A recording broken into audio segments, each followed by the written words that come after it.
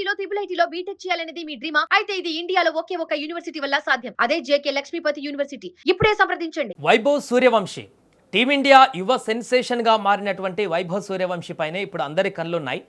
గతంలో కొద్ది రోజుల క్రితమే ఇంటర్నేషనల్ క్రికెట్లోకి అడుగుపెట్టినటువంటి వైభవ్ సూర్యవంశి ఇక జింబాబ్వే టూర్లో అద్భుతంగా రాణించి ప్లేయర్ ఆఫ్ ది సిరీస్గా తన మొదటి రోజుల్లోనే అంటే ఇంటర్నేషనల్ క్రికెట్ అరంగేట్రం చేసిన మొదటి రోజుల్లోనే సిరీస్ కైవసం చేసుకొని ప్లేయర్ ఆఫ్ ది సిరీస్ కైవసం చేసుకొని రాబోయే రోజుల్లో తను ఎంత ఇంపార్టెంట్ అనేది అందరికీ తెలియజెప్పాడు.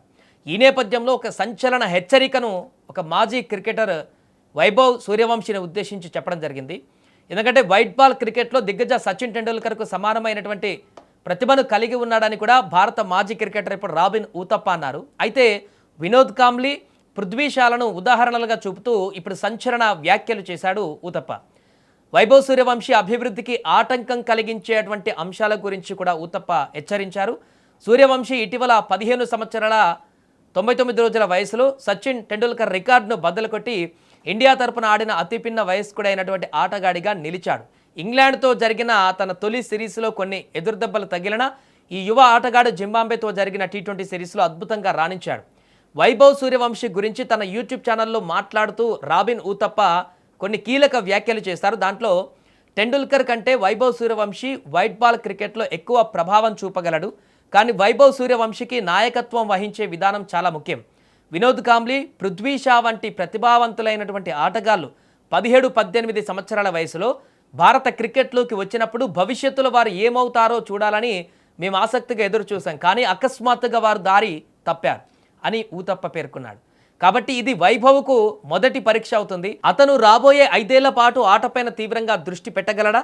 అతనికి ఇప్పుడు 15 ఏళ్ళు కాబట్టి 20 ఏళ్ళు వచ్చేసరికి ఇదే రకమైనటువంటి ప్రేరణ కొనసాగించగలడా?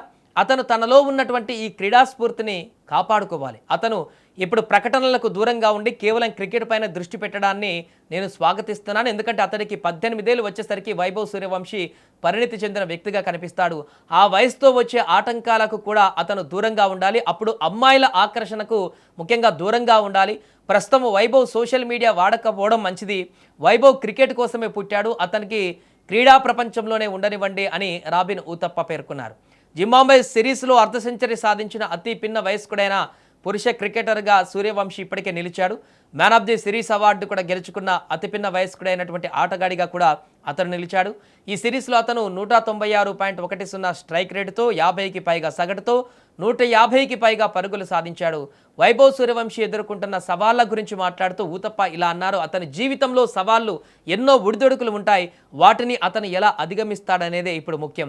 బయటి ప్రపంచంలోని సవాళ్లను ఎదుర్కొనేంత వరకు వైభవ్ సూర్యవంశిని రక్షించి సురక్షితమైన వాతావరణంలో ఉంచడానికి సరైన మార్గదర్శకాలు, సలహా వ్యవస్థ లభించాలనేది నేను ఆశిస్తున్నాను.